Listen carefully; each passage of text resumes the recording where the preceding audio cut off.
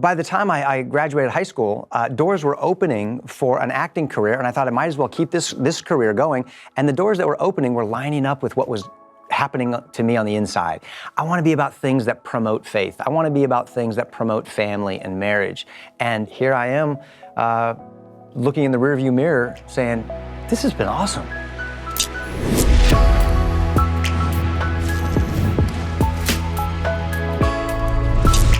Hey, and welcome. This is the Ben Shapiro Show Sunday Special. I'm really excited to welcome to the show Kirk Cameron. Kirk is an actor and producer. You remember him as Mike Seaver on Growing Pains, but he's also starred in Fireproof and Way of the Master. He's currently on a 30-city tour for his marriage and parenting conference, Living Room Reset. Now, quick reminder, we'll be doing some bonus questions with our guest. The only way to get access to that part of the conversation is to spend money on us by becoming a subscriber. That's how we hold you up for the cash. Go on over to dailywire.com, become a subscriber. You'll have access to all of the full conversations with every one of our awesome guests. Kirk, thanks so much for joining the show, dude. Oh man, it's my honor. Great to meet you. Great to be here with you. I got to say, my entire family grew up on, of course, you as Mike Seaver in Growing Pains. Oh yeah. Well, and this is kind of crazy because my family kind of grew up with you on YouTube. I mean, you're quite the hit and legend and subject of debate and passionate conversations in our house. I really appreciate it. Yeah, I have to say, I was kind of insulted that, I have a name profile, and yet my wife was far more excited that you were coming on the Sunday Special than that I actually host the Sunday Special.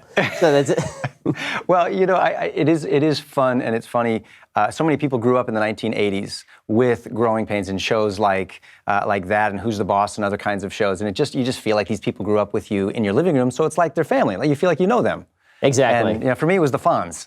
It was Henry Winkler, and I was pretty excited when I met him. So in a second, I want to ask you about what happened while you were producing, while you were on Growing Pains, and your shift to Christianity, because that was obviously the defining feature of not only your life, but also of your move in your career. I'm going to ask you about that in just a second. But first, let's talk about a simple fact. That is, governments can manipulate how much your money is worth. They do this on a fairly routine basis. They're constantly inflating the currency or deflating the currency. China, for example, has been manipulating their currency for a while now. That has a real impact on your savings. Well, now is the time to get in touch with the folks at Birch Gold. Why? Well, they allow you to diversify out of just the currency and into something that actually stands up to government manipulation. Right now, they're putting out an offer I've never seen. It's the Silver Stocking Stuffer event. When you contact Birch Gold Group this month to buy precious metals, once you complete your purchase before December 20th, Birch Gold will send you free silver. It's a great stocking stuffer or Hanukkah gift. Have a conversation with a Birch Gold expert. See if precious metals make sense for your family. Birch Gold, they've been with us since the very beginning. I know the guys. I trust the guys. And you can ask them all your questions until you feel comfortable. And then once you do, open your account with Birch Gold Group today. You can get free 100% silver. You can even get a copy of their no-obligation free information kit. Birch Gold Group, they've got thousands of satisfied customers, countless 5-star reviews, and A+ rating with the Better Business Bureau. It would be smart of you to diversify. Make sure that you're protecting yourself against the vicissitudes of the market. It's worth it. Just text Ben to 474747. Claim your eligibility for this special offer today. Again, text Ben to 474747. So let's talk a little bit about what has become sort of the defining feature. Whenever there's an article about you in the press, it's always about your shift to Christianity while you were playing Mike Seaver on Growing Pains, which is a radical shift, at least from the outside, just because the character of Mike Seaver is so different from somebody who had become an evangelical Christian. So what exactly happened to you, and what was that experience like? Well, I didn't grow up in a religious home, so I never went to church. In fact, I thought that Jesus was part of a different Trinity: the Easter Bunny, the Tooth Fairy, and God. So that was never on the radar. But I actually met a girl on the set who was really cute, and she invited me to go meet her family, and it was a Sunday morning at church. And I heard a message from the minister that was just answering questions that I was asking, existential questions, philosophical questions. And I got thinking about the fact that one day I would die, and if really intelligent people believe in the existence of God, maybe I'm wrong as an atheist, and at least I ought to reach out. And I heard this message of God's grace and His love and His forgiveness. And I remember sitting in my sports car on the side of the road at 17 years old, and I thought about I could get hit by a drunk driver, I could die today, and if what that man said is true, I'm not going to heaven because of my attitude. I was the big man on campus, I was Mike Seaver on Growing Pains, and everything was on my terms. But I understood that a relationship with God would have to be on His terms. He's the Creator, and so I remember praying and asking God to show me the way. And somebody gave me a Bible. I started to read it. I started to go to church. and asked a million questions. Listen to guys like Ravi Zacharias, who I loved the interview that you had with him. Listening to guys like John MacArthur and others who really got me.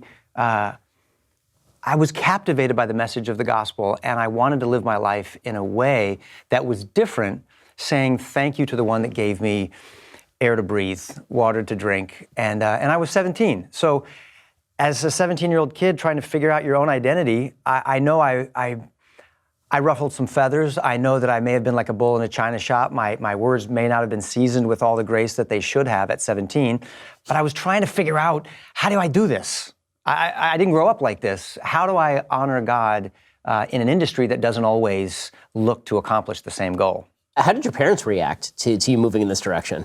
Well, it was interesting because my mom had gone to church as a little girl, but my dad didn't want us to go to church. He wanted us to sort of, figure it out ourselves. And so she was thrilled. She was like, great, I would love to go to church. But the problem was my mom and dad were separated at the time. And providentially, this news of me going to church actually brought my dad to church, and my mom was like, you're not going to church with the kids without me. I'm coming back. And so that actually was one of the things that I think added to them reconciling their relationship. Wow. And then we were all coming together, and we were praying together and going to church together, and it was a really beautiful, positive thing in our family. That's an amazing thing. So how were you received in the industry when you decided to make this move? I mean, both my parents work in the industry. I spend a lot of time around people in the industry. I know that when my mom, there are 4 kids in our family, and she works at a very high level in terms of business production. I remember when she would go to events and people would ask how many kids she had, and she would say 4. People would lose their minds. They would freak out. At so many kids? So many kids. Yeah. And then we'd be in the Orthodox Jewish community where I spend my life. Like, what happened? Where are the other 7? Yeah, so, yeah. Well, come on, you guys, get with it. So what was the reception like to your move? Well, I would say that there were some people who had a healthy concern, a natural healthy concern. When you hear of teen celebrities, child actors, often things enter into their life that make them go wrong. And, that can be very concerning. So it was like, what is he into? What's going on?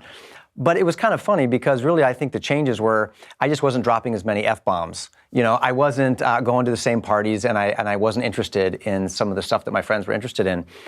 And I think over time, it's really served me well. So there may be some parts that I had to pass on because of content or conscience issues. But at the end of the day, look at me. I'm sitting here with Ben Shapiro on your show, married for 29 years. I have 6 kids. I'm working on projects that I'm passionate about, and I'm trying to spread a message of life and light. And I think all that is because God has pointed me in a direction that I think works. Did the offers start to change? And I've talked to a lot of conservatives in the industry, and you can see for some of them, they'll say, no, it didn't really change. I'm still getting the same offers. I remember talking to Patty Heaton about this, with my friends. And Patty, I said to her, have you lost parts because of this? And because she's so pro-life and outspokenly so. And she said, I don't think so, but let me call you back. She called me back 48 hours later. She said, yeah, I just found out I lost 7 specific parts because of this. Because of this. So did you feel any blowback from folks in the industry, or was it something where it was just sort of a natural progression toward more parts you wanted to do? I think it's the latter. I think that there were doors that were opening up that were just fantastic. So I wanted to do. I guess I began to see, I always wanted to be a doctor. I could say it this way. I wanted to be a doctor. I wanted to be a surgeon. My plan was to go to college, go to medical school, and this acting thing took off when I was 9 years old. By 14, I was on growing pains. By the time I graduated high school, doors were opening for an acting career, and I thought I might as well keep this career going. And the doors that were opening were lining up with what was happening to me on the inside. I want to be about things that promote faith. I want to be about things that promote family and marriage. And the movie Fireproof came up, and that was a chance to be a part of a really cool, inspiring movie. I was part of a documentary called Monumental, which explored the founding principles of our forefathers, the Pilgrims, and I retraced their escape route out of England to Holland, where they spent all those years with their pastor before coming over on the Mayflower. And so it wasn't ever like I felt that people's disagreements with my faith or my values was inhibiting my career. I felt like my clearer direction of where I wanted to go was lining up with the doors that were opening. And here I am looking in the rearview mirror saying, this has been awesome. So how did you not get screwed up? I mean, I know a lot of kids who are child actors. My cousin actually was a child star, Mara Wilson. She was in Matilda and Miracle, and Miracle on 34th Street and all that. Yeah. Very sweet person. Haven't talked to her in a while though. But a lot of other people who start off as child actors have serious problems in their lives, and you see these horror stories all over the media all the time. So why didn't that happen to you? Well, Ben, you got to remember, as far as me not being all screwed up, I'm an actor. I could be faking this whole thing. And so I could really be a mess on the inside and break down after we turn off the cameras. I have friends, contemporaries, people that I worked with growing up that have had things happen to them that didn't happen to me. I'm fortunate in some ways. They've made choices that are different than the choices that I've made. But in the end, I think I was surrounded by some good people. The cast of Growing Pains was great. Alan and Joanna and Tracy and Jeremy and Leonardo DiCaprio, and it was like we were really like a family. And even to the point where people didn't want to smoke on the set. People didn't want to be cussing on the set because there was kids there. And that combined, I think, with my mom and dad, just really just being there. My dad's a school teacher. He taught physical education and mathematics for 35 years. And my mom was just always there with us. And I think those things sort of laid a foundation. But being a teenager in Hollywood is a pretty dicey road to take. And I think that's where faith in God kicked in and pointed me in a different direction. And I took the road less traveled, so to speak. But again, I think that sense of, wow, I'm really blessed to have this life, and I want to live it in a way that honors the one who gave it to me. And I think that kept me on track more than anything. Do you still keep in touch with people who you were on the show with? Oh, yeah. Yeah, Jeremy comes over and cooks every once in a while. He's a chef. He's awesome. And I see Tracy and Jeremy probably the most of them. As you know, Alan Thicke passed away. Joanna's up in Santa Barbara. But we're still friends, and we love seeing each other when we do have the chance. So you've been making, Christian content and conservative content, or at least traditionally oriented family content for a while. Why do you think it is that it's been left to sort of non-mainstream outlets in Hollywood to do all of that? It's been a constant source of frustration for a lot of conservatives that I know, that the studios will spend hundreds of millions of dollars on movies that have an incredibly select audience of apparently very blue people living in very blue areas, and they just ignore an entire swath of people who believe in religious faith, and that's left to sort of smaller studios to distribute. Yeah. Fireproof is, of course, the best example of this, a movie that was made on a shoestring budget and then goes on to do $30 million at the box office, because Hollywood completely ignores this entire segment of the American population. It's perplexing, isn't it? I travel all around the country teaching on the subject of marriage and parenting because I think family is so important. I think when the family crumbles, the nation crumbles. And what I find everywhere that I go is that there are people of faith, I call it the family of faith, everywhere who believe in the kinds of values and think that character and virtue is essentially important, more so than politics, more so than the economy, more so than these other things. And I don't know why there aren't more projects like this, but I think that there are becoming more and more of these things. More with technology being the way that it is, you don't have to depend on a studio distribution system. You don't have to depend on studio funding. You can grab a camera and you can have a YouTube channel and you can start making stuff. More independent movies are coming around this way.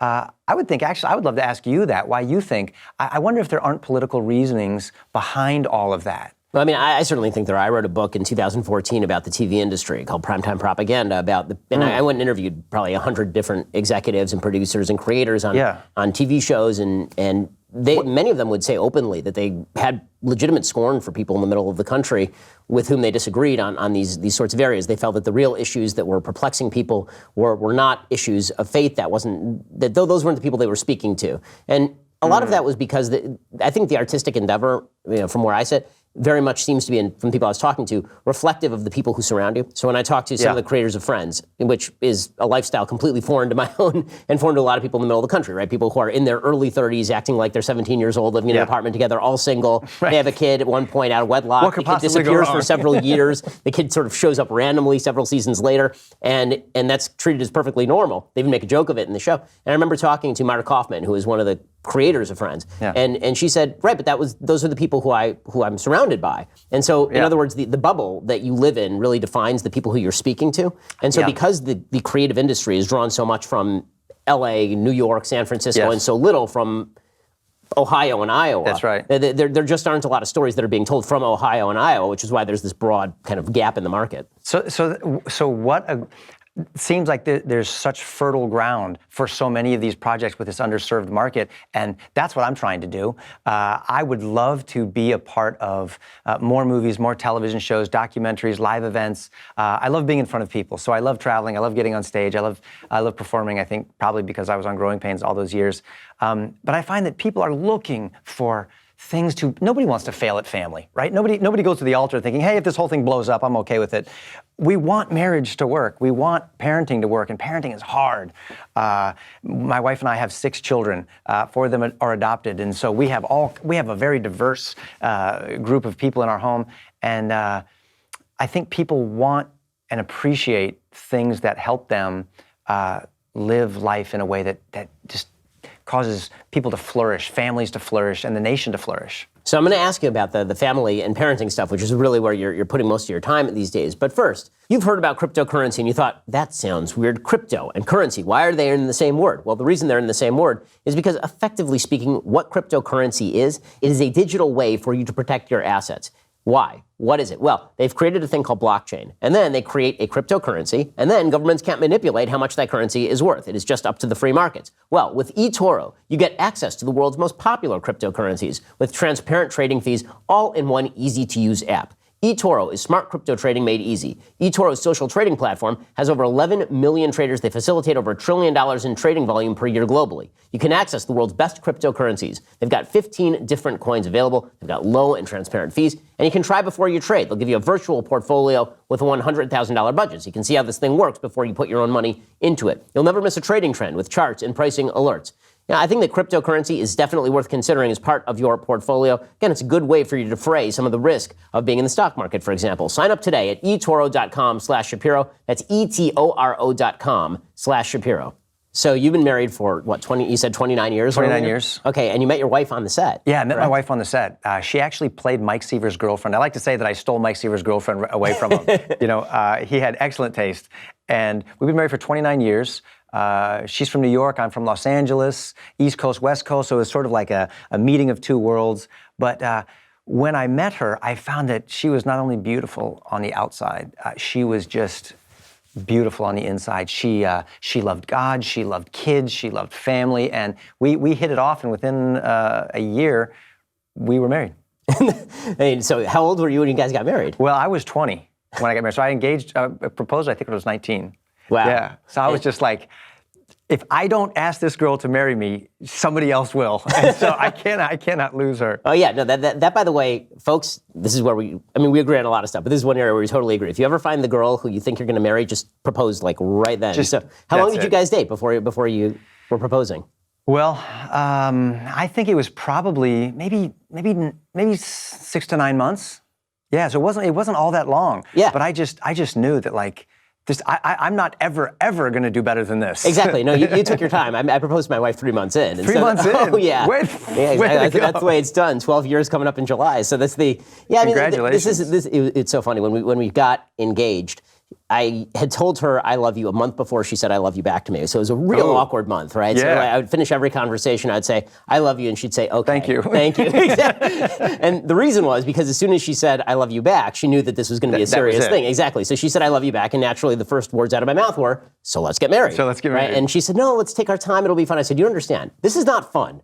Okay, like the fun part is like when we get married. That's the fun part because now we're committed. Now I don't have to worry about everything falling apart. Right now, this is extremely nerve-wracking. So if we can just get this thing off the table, that would be great. I mean, I've never understood the desire to sort of delay marriage once you found the person who you think you want to be with. Yeah.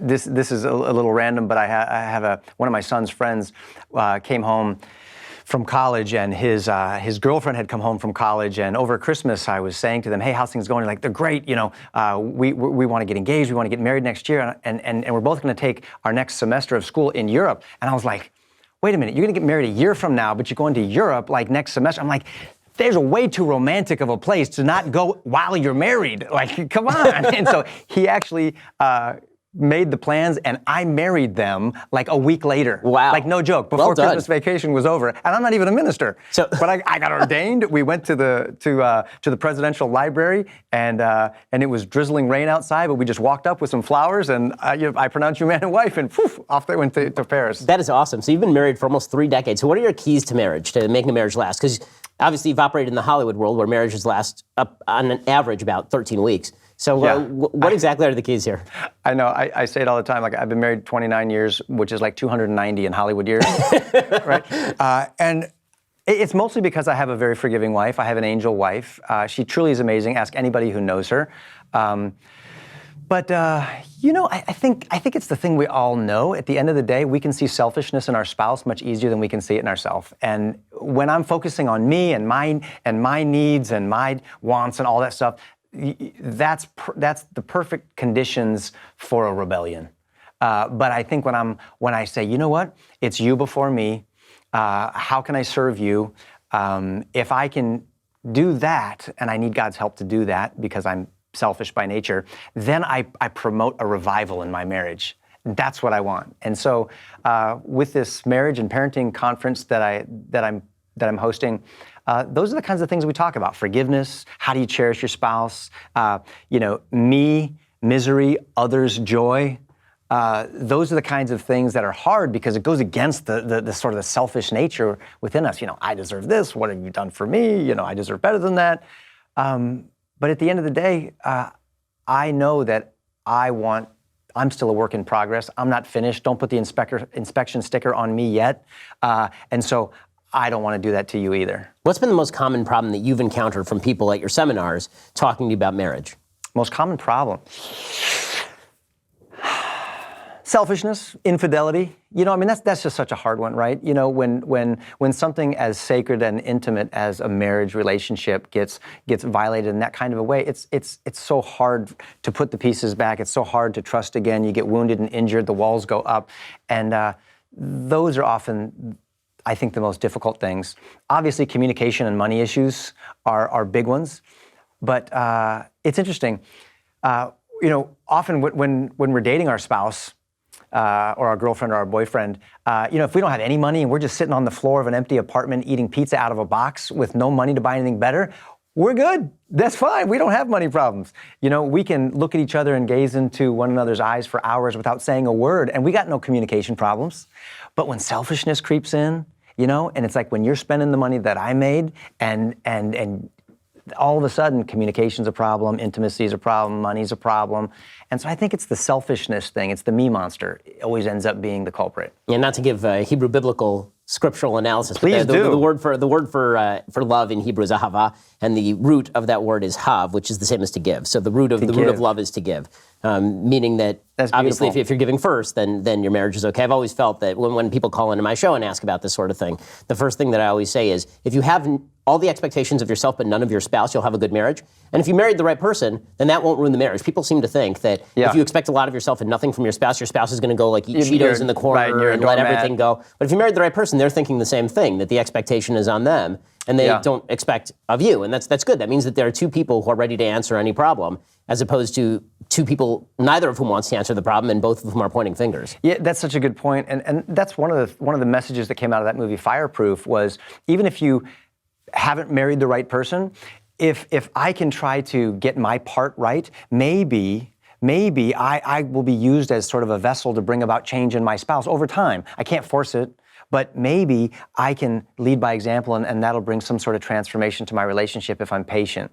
I mean, this is going to sound kind of sexist, but it's not meant to be. I firmly believe, my wife believes this too, so it's not that sexist, that the strength of a good marriage really relies on the man, meaning that women tend to be more attuned to what it takes to make a good marriage. Men tend to be less attuned to that, and so the marriage is only going to be as good as the man is toward the woman, He's and the the man weak is link. toward the marriage. Yeah, exactly. Yeah, and so if he's strong, then you can have a strong marriage. Exactly. So you have 6 kids, which is unthinkable to me. I have 2 right now. I am full up, and we have a 3rd coming in March, so we're not quite full up, but that's going to be interesting, and hopefully we'll have more after that. But you have awesome. 6, and they're all within, you said, a 6-year span, a 7-year span? Yeah, they're all about 1 year apart. So when they were little, just think of this. So, my wife's got the double stroller, the front pack, the backpack while I'm traveling at work. So one's 6, one's 5, 4, 3, 2, and a newborn. Right? So this is the kind of amazing wife that I'm married to. And now... Did you have any help? I mean, I just have to ask. My mom would come over sometimes, but we never had a nanny. And really, we could have used some help, but I think Chelsea was just always so all in that it was like, that's what she wanted her hands full of all the time. And she still does. She thinks that that's like the most beautiful, wonderful thing in the whole world. How could I ask for anything more to being a mom? And so, and to be there for all those little moments is just something she treasured, which I'm thankful for. And as they've gotten older, I'm just warning you, it doesn't really get easier. So if you think, it's different. You're not up feeding them, bottles. You're up worrying that they're going to get home alive at night. So now our kids are 22, 21, 20, 19, 18, and 17. So one's married, some have moved out, they're driving, you have boyfriends. It's a whole new world. You said 4 of those kids are adopted. So how did you guys make the decision to adopt? Well, my wife is actually an adopted child herself. And so that was always a beautiful part of her story. And when we had been married for about 6 years, we talked about having a family. And we were working a lot when we first got married. And then we said, well, what about adoption? Like, why don't we look into adoption? And I thought that was a great idea. I thought, I don't need to be the DNA donor. There's kids who need a dad and a mom. So we got in touch with an agency, and we adopted our son, Jack. And it was such a great experience for us and for them, that they said there's another little girl that is needing a home. And so Bella was adopted, and then a year later it was Anna, and then it was Luke. And so we had 4, and then all of a sudden, Chelsea says to me, hey, I think the bathroom sink is broken. Would you go look at it?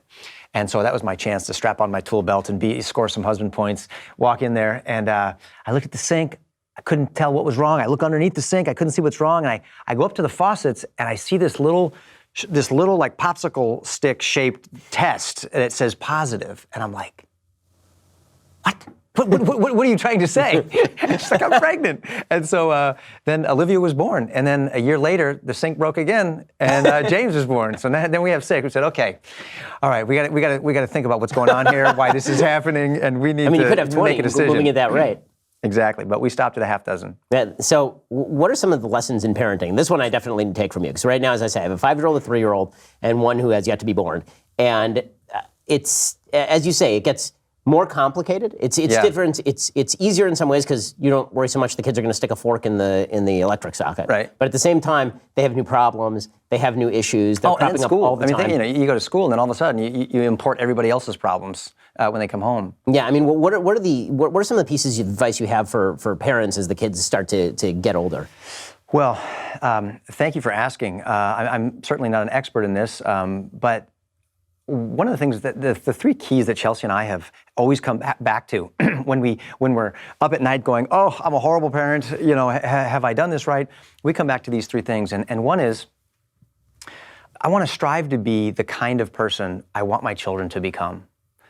More is caught than taught. Kids naturally play follow the leader. So your son, your daughter are going to be looking at you going, what does daddy do? What does mom do? And they like to copy us. That's why he likes to walk around in your shoes or likes to pick up your briefcase. And so if I want my kids to be joyful, if I want my kids to be compassionate, if I want my kids to trust God in difficult circumstances, model it for them. Show them what it looks like so that they don't have to figure it out or imagine it. They can say, oh, yeah, that's what my dad did. That's what my mom did.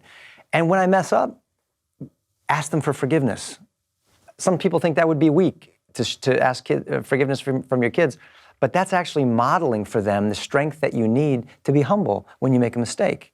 Those are the kinds of things, along with keeping their heart, understanding that relationship is the most important thing. sometimes a house can easily turn into a correctional facility, and it's just, say please, say thank you, sit down, don't do that.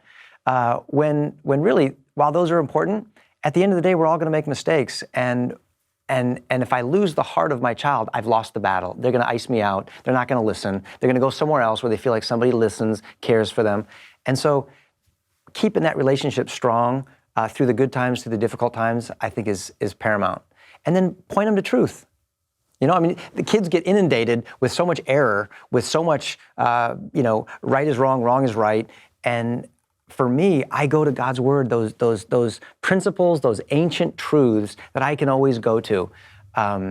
You talked about the Hebrew scriptures and the book of Proverbs. How amazing is the book of Proverbs to go back in there and say, what are the time-tested principles that always produce blessing and good things and protection?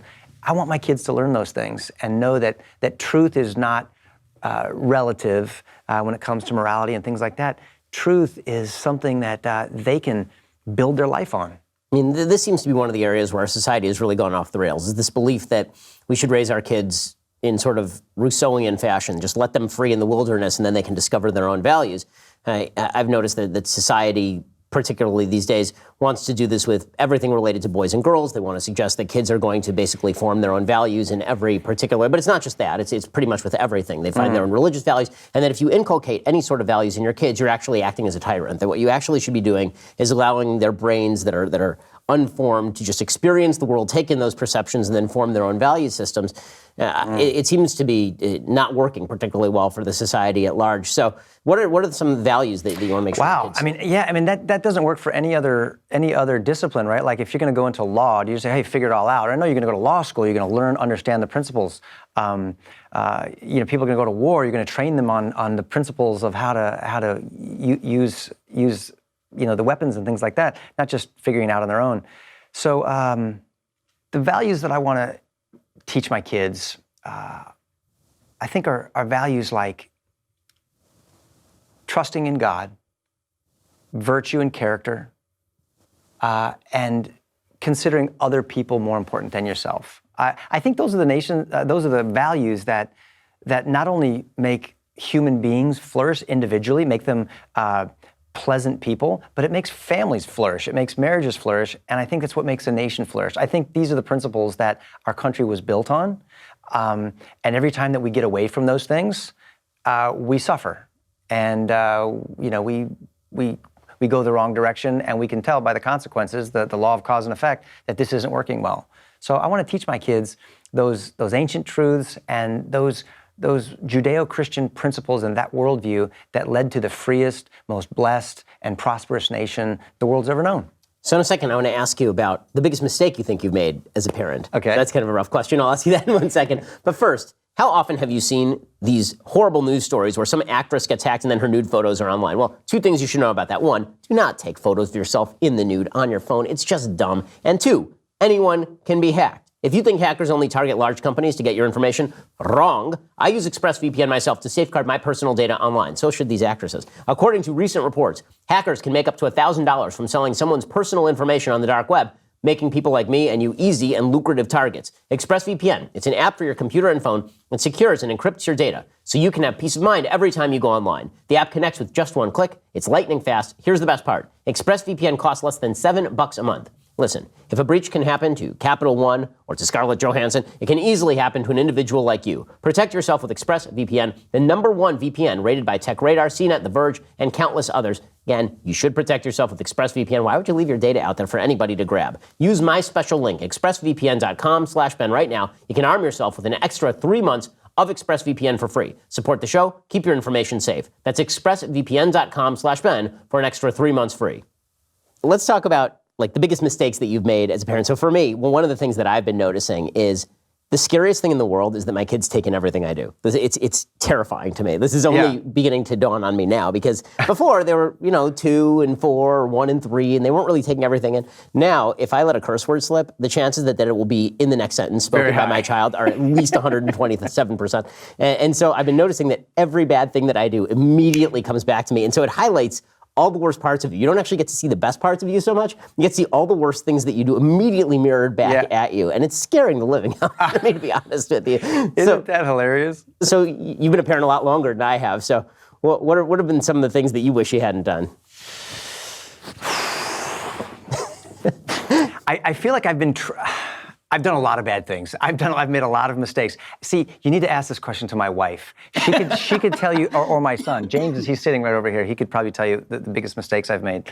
But I'm so gun shy to really talk about mistakes that I've made on the World Wide Web, because everyone loves to exploit those things. You know, you slip up with one thing, and it's just like, look at how horrible that. So I think I need a little bit more time. Yeah, no worries. I mean, I hear that. I mean, it is a very censorious culture right now. I won't put pictures of my kids up.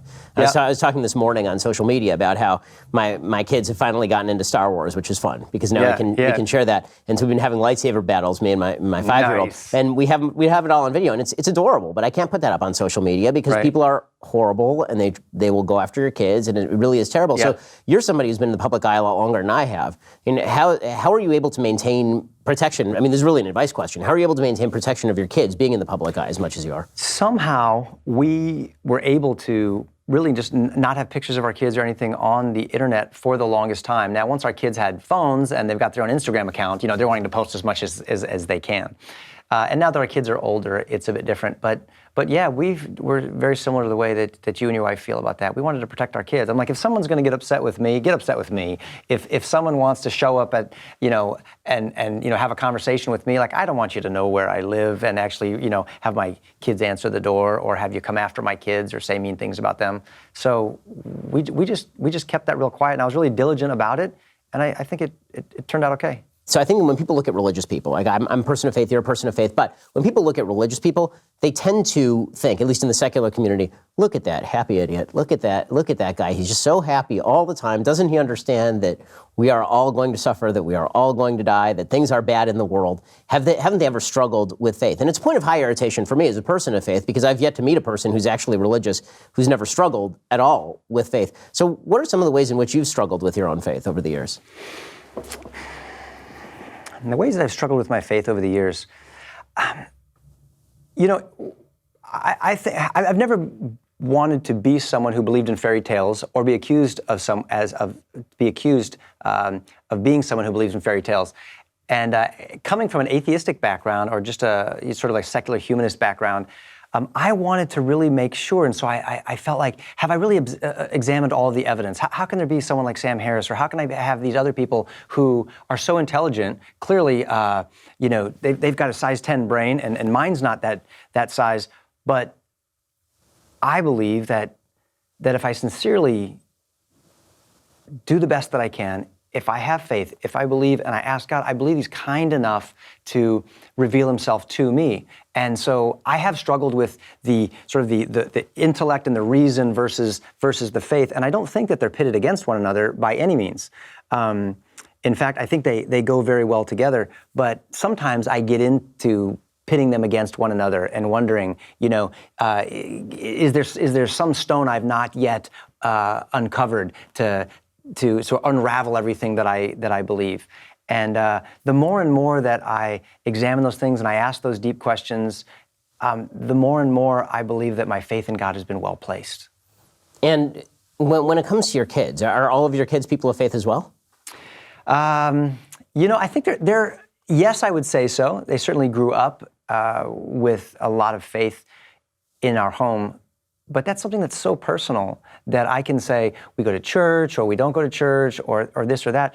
But in terms of like a living, vibrant relationship with God where I talk to God, I believe that God directs me, that's something that's so personal that I think it's sort of on a, you know, it's something that's in seed form with some of our kids, and it's something that's maturing and bearing fruit with others. So you talked a little bit earlier about the values that undergird the country. When you look at the state of the country right now, it's so divisive.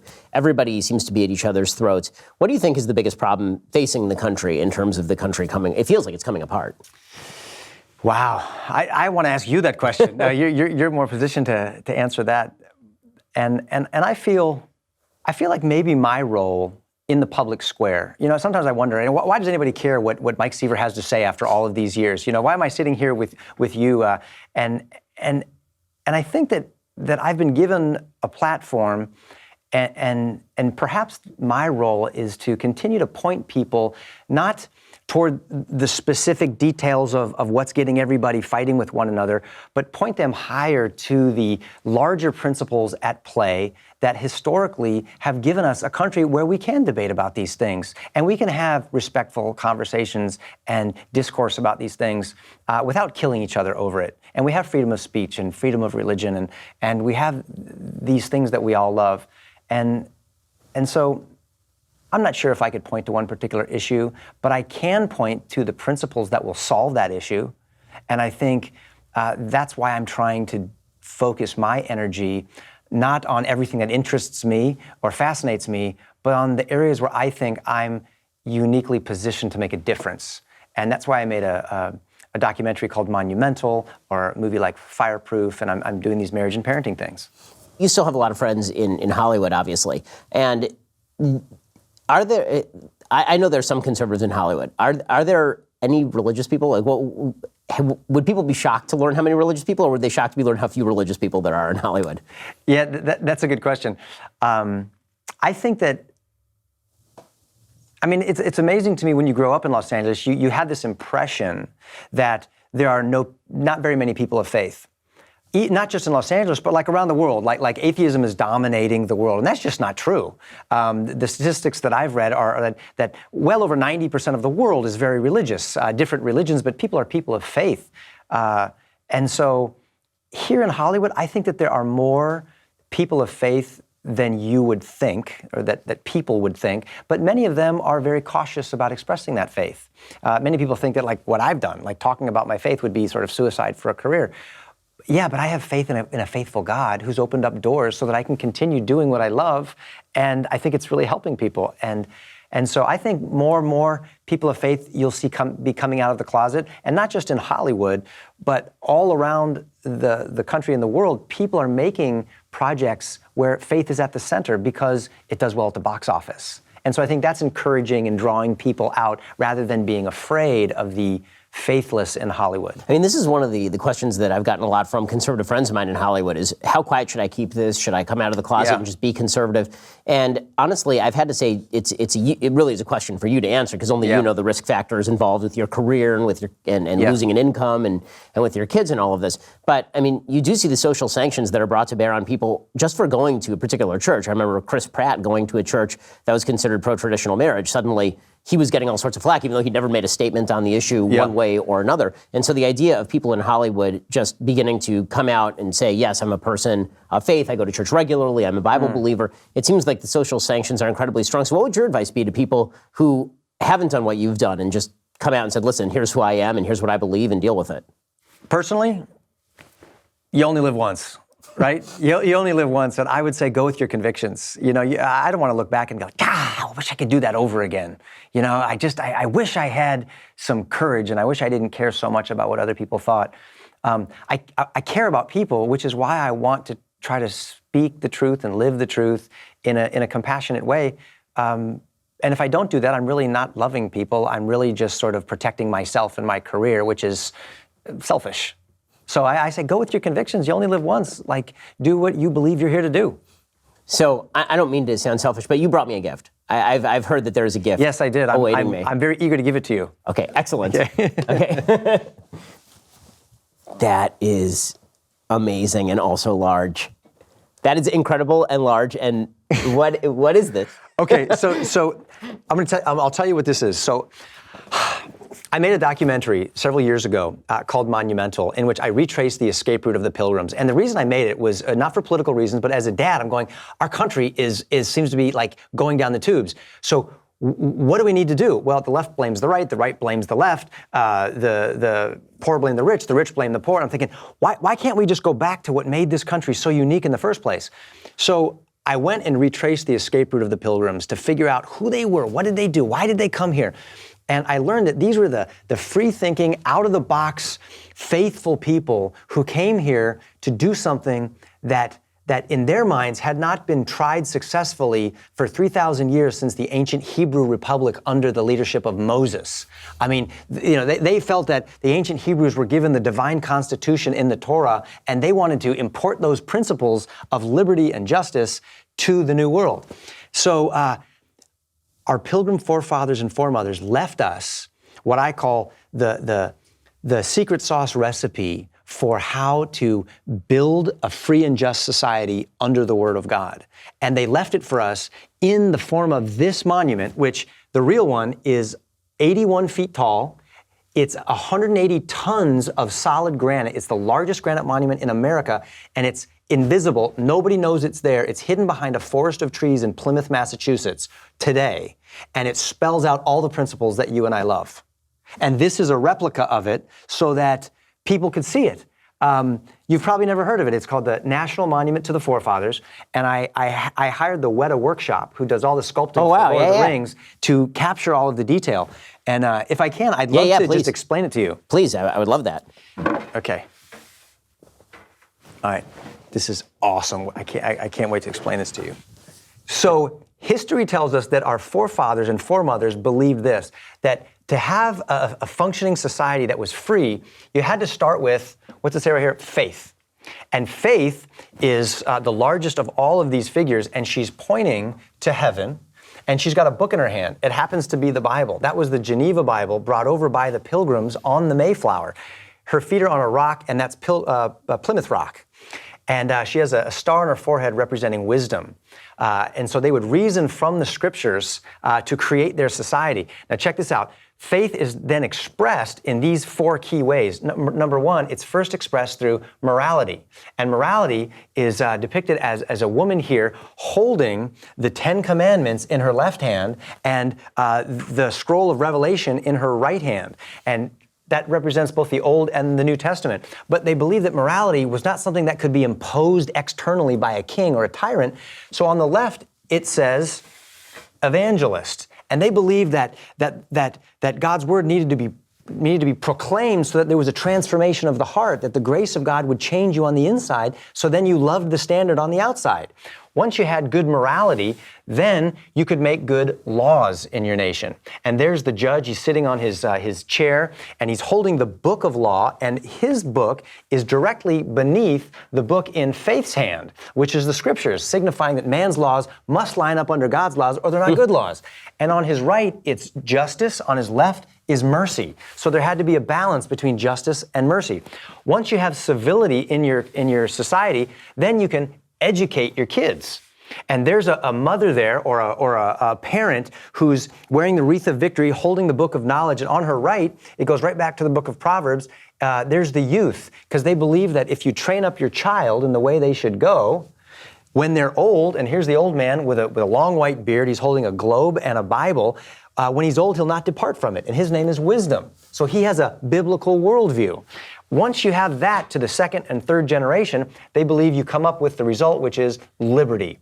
And that was both liberty internally from sin, pride, arrogance, selfishness, and liberty externally from tyrants and bad government. And if you look, the chains on his ankles and his wrists are broken. Tyranny has been overthrown. And his wife is here next to him. Her name is Peace, and she's holding a basket full of good things for her friends, her family, and her community. So this was the secret sauce recipe, and it's there for everybody to see. And these are the kinds of values that I love and I want to point people to. When was this built? This was actually completed in 1859, I believe. It took 50 years to build, and it was actually interrupted by a little thing called the Civil War. And it was interesting because Abraham Lincoln was one of the very first contributors to the building of this monument. And there was an architect, Hammett Billings, who actually did the drawings for Uncle Tom's Cabin. And it was an amazing time that this was built. And it is still the largest granite monument in America, and it's invisible. Nobody's ever heard of it. And you can't find it unless I tell you where to go. That's unbelievable. So, yeah. What is it about our culture that gets all this so wrong? I mean, now every Thanksgiving there's a big fuss over the Pilgrims and how the Pilgrims were actually oppressors and how this civilization coming to this hemisphere was a bad thing. Where are we missing the boat here? I'm not sure exactly, Ben. I'm not exactly sure. But I think that if often people find what they're looking for, and if I'm looking for these kinds of principles, I can find them. I can find them particularly in history. And when I go back and I look at cultures and nations that abide by these kinds of principles and values, good things result. Every time we get away from them, bad things result. So, if faith is in God and liberty is the result,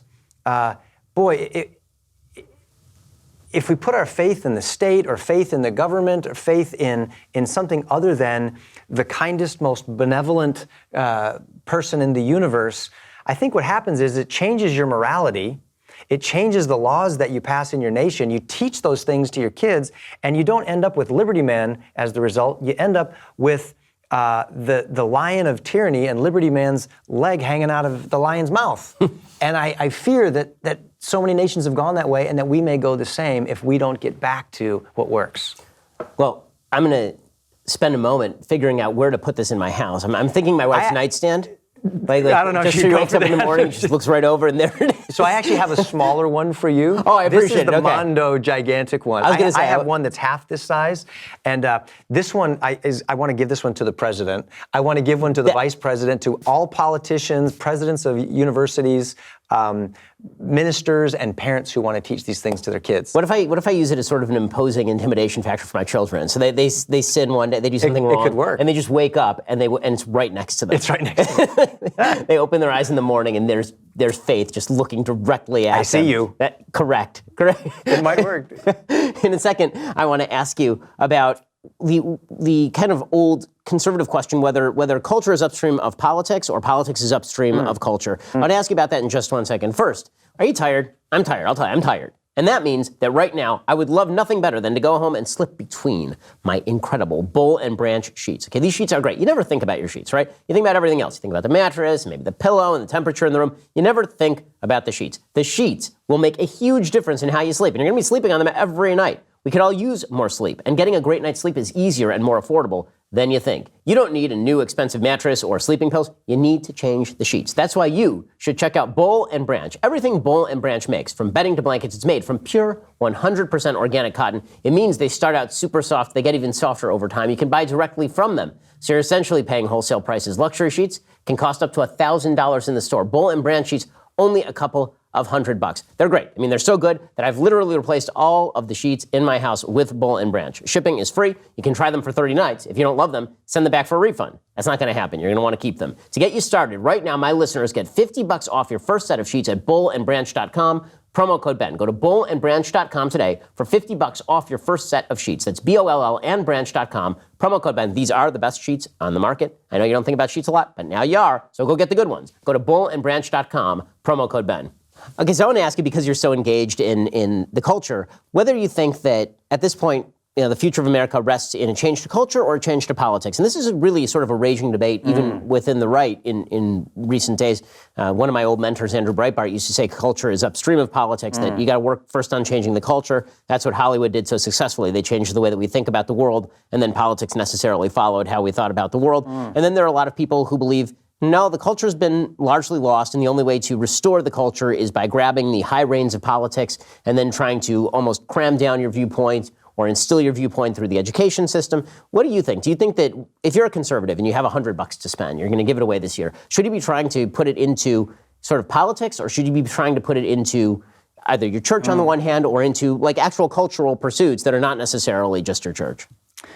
So being a guy who's in the entertainment industry, I'm not saying this just because I work in this space, but I really do think that Instagram and Facebook is influencing my children more than just about anything else that I can think of in the political world. So I think that politics is downstream of culture, as you've mentioned. I think that the hearts and minds of young people are being formed, and then they vote accordingly. They pull those people in and they pass those laws accordingly. That's why I think that we need good people in the entertainment industry, in the places where stories are being told that are capturing the hearts and minds of people. So while people may say like, hey, let's get out of Hollywood, right? That's a dark place, that's a dirty place, that they generate a lot of filth. Well, I think it's it's kind of like politics. If you don't like it, change it. So come on in, and we need people who are going to assume positions of leadership in the entertainment industry, in the storytelling world, because that's what our kids are listening to, the music and movies and television and the arts. And then they seem to want to, bring those values to bear in the legal world and in the political world. So when it comes to your own parenting, how did you engage your kids in entertainment? How did you decide what you were okay with your kids watching and what you weren't okay with your kids watching? Well, when our kids were little, we never wanted them to feel like they had celebrity parents. And so while there would be an occasional, hey, can I have your autograph? We really didn't bring our kids into that world. And accordingly, we didn't watch there wasn't a box set of Growing Pains episodes in our house that we watched. It was I Love Lucy, it was The Brady Bunch, and my kids they really grew up on I Love Lucy. I mean, that's where a lot of my kids, their sense of humor is Lucy. She was just hilarious. And then, interestingly, none of my kids have really shown a strong interest in getting involved in the entertainment industry. So my son James, I don't know. The jury's still out. He still may be interested. He's pretty much of an entertainer and a ham. So he might follow in my footsteps.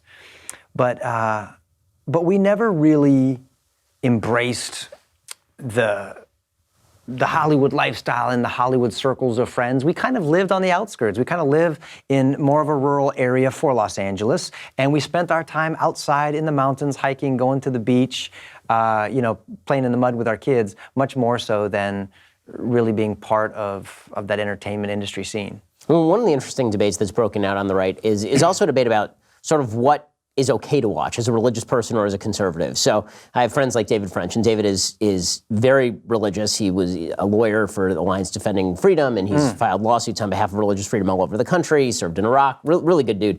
And David, on the one hand, will be like, yeah, I'll watch Game of Thrones, and I'll try and take a good message out of Game of Thrones. And then we obviously employ Matt Walsh here, and Matt Walsh says that we should all burn our television sets. So where do you come down? Where do you come down on sort of what do you think it's appropriate for religious people to watch, or how do you think religious people should engage with entertainment? Yeah, that's a great question. Obviously, you're not going to open up the Bible and it's going to tell you what shows you should and shouldn't watch. So I think that there's principles.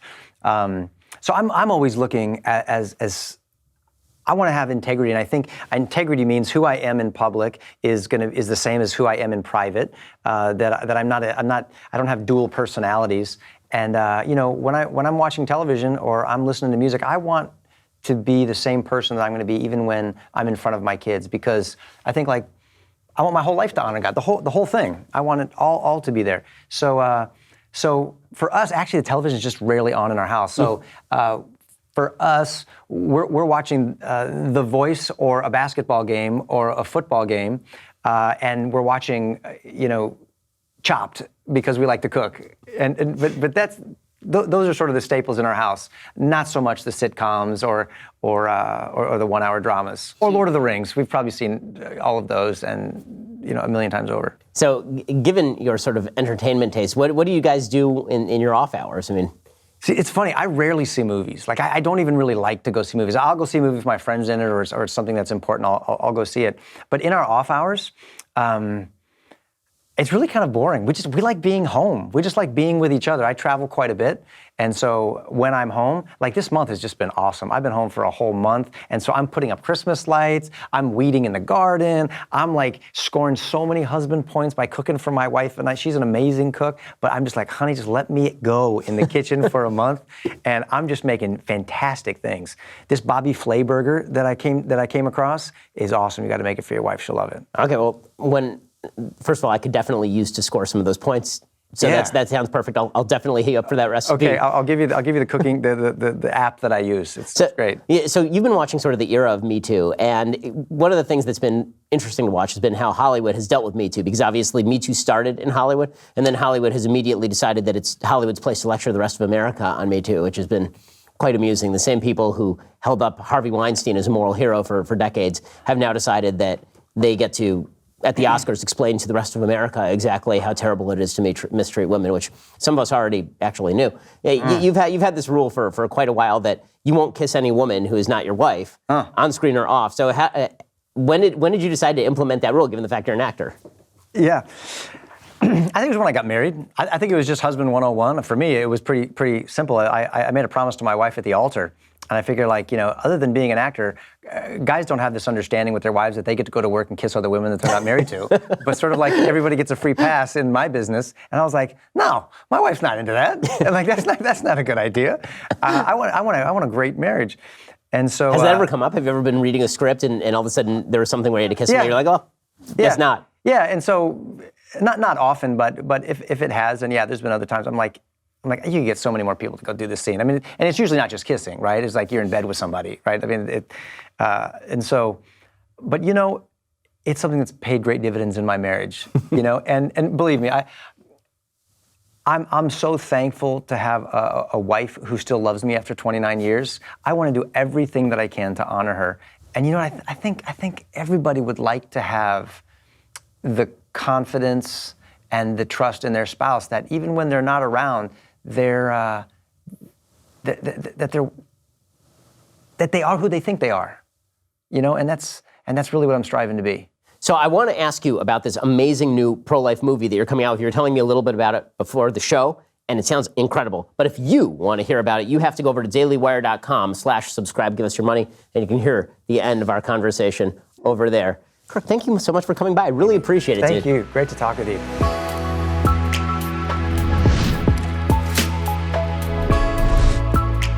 The Ben Shapiro Show Sunday Special is directed by Mathis Glover and produced by Jonathan Hay. Executive producer, Jeremy Boring. Associate producer, Colton Haas. Our guests are booked by Caitlin Maynard. Post-production is supervised by Alex Zingaro.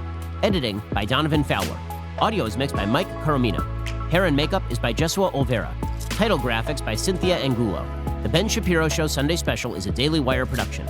Copyright Daily Wire 2019.